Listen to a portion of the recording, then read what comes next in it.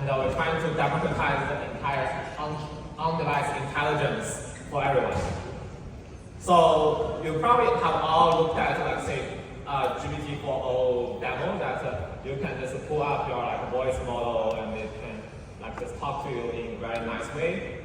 And you probably also see Apple's WWDC, where you can just pull up your Siri, and the Siri can literally just talk to you and fulfill your thing. But they are all closed systems that basically Apple will not let anyone touch their users' data, and they will basically put everyone as just a small dangling thing in their giant system. OpenAI is probably even more closed now. And what we are doing is basically open up this whole ecosystem that we can allow on-device intelligence for everyone. Use less good phone, and also for all the developers that want to participate and want to interact with your personal data. So this is a design overview of our whole ecosystem. So let me start with an example so that you understand what we are actually doing. So let's say if you want to talk to your phone and say, hey, I want to order some nice Japanese food, and I want to come to my apartment in the next, say 40 minutes. And if you ask this to Siri, it will probably just prompt you with say Uber Eats screen. And what we are trying to achieve is that your on-device model becomes like a CEO's executive assistant for you, so that it can have all your personal data, know your preference, and can know, okay, I really like sushi, and I'm a very expensive guy, I like a Michelin 3-star sushi, and I'm allergic to uni, that cannot have me, and I live in, say, Midtown. So all this information, so that you can just tell it, I want some good Japanese food, and it can order all these things. So what does it require to actually fulfill this dream of having such ecosystem that you have your AI executive assistant? First, you need to bring people's data through this data connector, so that the executive assistant knows about all your behavior, all your data, and it needs to be all your data, including your Telegram, your Facebook, all your past history of digital existence. So this is not something even Apple today can do. They can only do first-party apps. And the second step is to build a personal index that actually understand you, similar to how say Wikipedia build a Wikipedia page about Donald Trump, or how say Google build an index for any website, right? We're building this personal indexing. And on top of it, we have a hybrid model, an on-device model, and a server bigger model, where for all the simpler queries that a server model and the on-device model can both handle, by default go to the on-device model that respect our privacy better.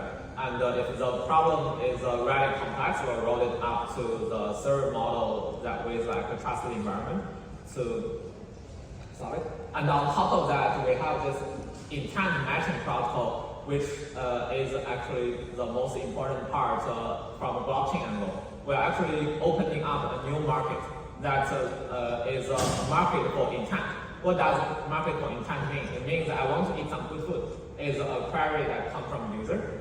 And in the end, there will be a bunch of concrete intent for some set of sashimi and sushi and tempura need to be delivered to this room 40 minutes later. And this request will be routed to a bunch of online agents. For example, Uber Eats agent and DoorDash agent. And all these things basically fight for the intent. And this is kind of the new generation of DeFi market that is fulfilled by our platform. So concretely, let's look at each of the components. So the model part, I assume, is relatively straightforward if you have a solid Apple Intelligence. So we are building actually better models than Apple Intelligence today. And we are training all the models. And for the personal indexing, we are trying to really respect privacy, and we have a model that is your privacy guardian, and on top of that, we like really try to build your personal knowledge graph that really understand you. And in the end, we're trying to serve all the personal assistant models with all this data so that it really do personalization for you. And we have two special constructs, data connector and agent link. The data connector is a permissioned protocol that allows third-party developers to actually develop wrappers around all your say Telegram, your TikTok, so that all your personal data can be merged into this personal indexing. And we invite all the developer and dev studios to participate and build the most popular data connector in Brazil that we don't even know which app is it. And in Agent Link is even more open. It's a permissionless system that will turn all the Uber Eats, DoorDash, Uber, Lyft all into different type of agents, like riding agents, food delivery agents, and they will compete with each other.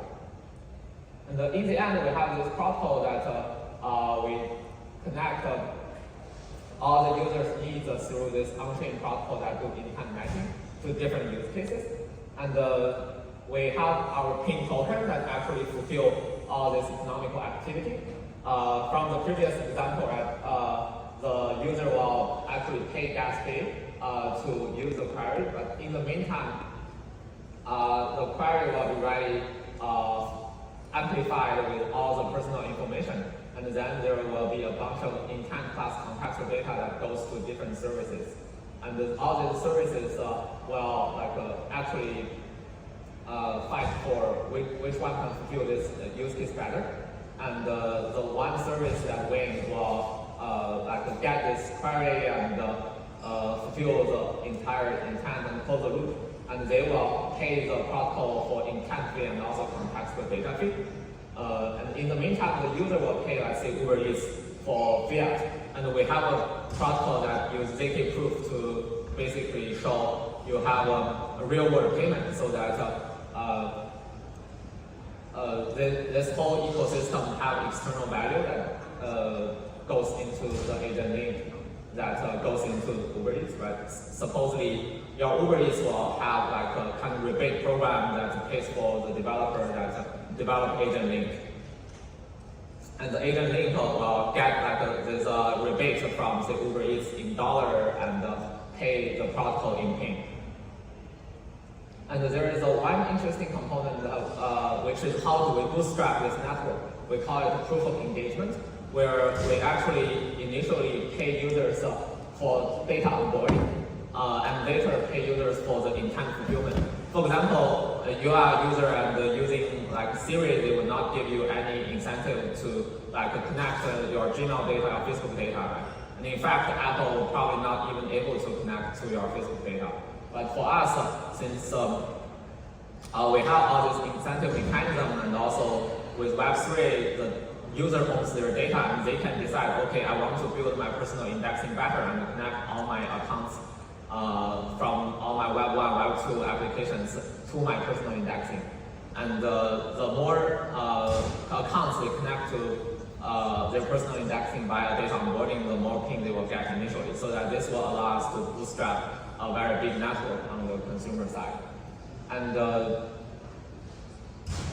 when the user actually start to use the AI, they will basically have the intent fulfillment. If they're say, I want to eat some nice food, it is very perfectly fulfilled, right? They will get encouraged for their personal assistant to get better and better. Okay, so in the end, love to get everyone's feedback, and we're creating this Telegram group where I want everyone to scan here and potentially join the group so that we can do conversations from here. Yeah, thanks so much.